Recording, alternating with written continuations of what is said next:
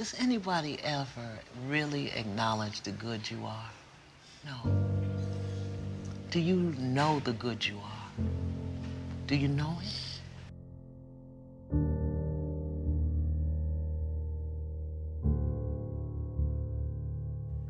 And I remember having a moment thinking, I'm now, for the rest of my life, going to be called a bad girl.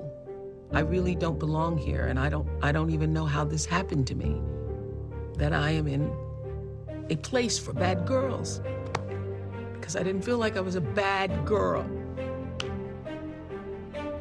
And so the question is, what do you believe? Do you believe that you are worthy of happiness?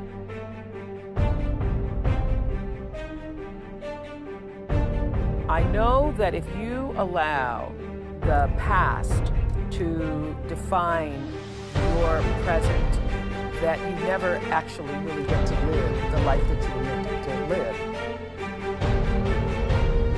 You are responsible for your life. And if you're sitting around waiting on somebody to save you, to fix you, to even help you, you are wasting your time, because only you have the power to take responsibility to move your life forward.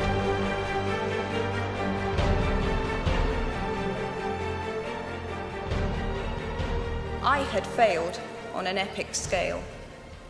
An exceptionally short-lived marriage had imploded, and I was jobless, a lone parent, and as poor as it is possible to be in modern Britain without being homeless.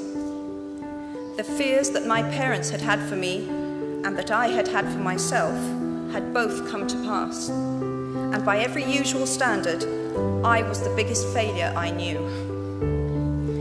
Now, I'm not going to stand here and tell you that failure is fun. That period of my life was a dark one, and for a long time, any light at the end of it was a hope rather than a reality. So why do I talk about the benefits of failure? Simply because failure meant a stripping away of the inessential.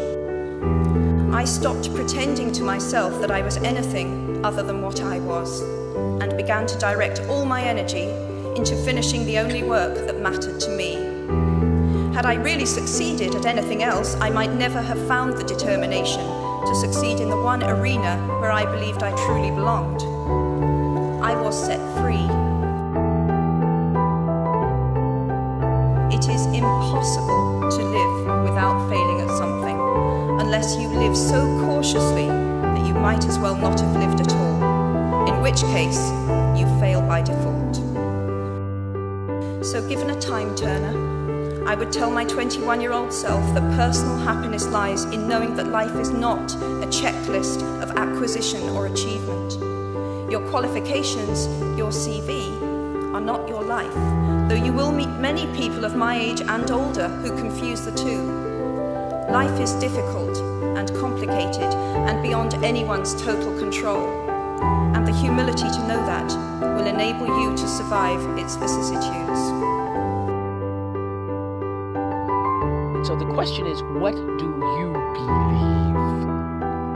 Do you believe that you are worthy of happiness? Do you believe that happiness, success, abundance, comfort, fulfillment, peace, joy, love is a part of your birthright? Is that what you believe? Because you will manifest the life that you believe. I've always known that no matter what my belief is, I'm going to be all right. When you do well, people notice. When you do your best, people notice. And so wherever you are, always do your best. And doing your best puts you at the next level. It's about what can you do. You just need to run that race as hard as you can. You need to give it everything you've got all the time for yourself. For yourself. As is a tale, so is life. Not how long it is, but how good it is what matters. What matters is now. this moment and your willingness to see this moment for what it is, accept it, forgive the past, take responsibility, and move forward. This is your second chance. This is your opportunity to seize this moment and make something of your life.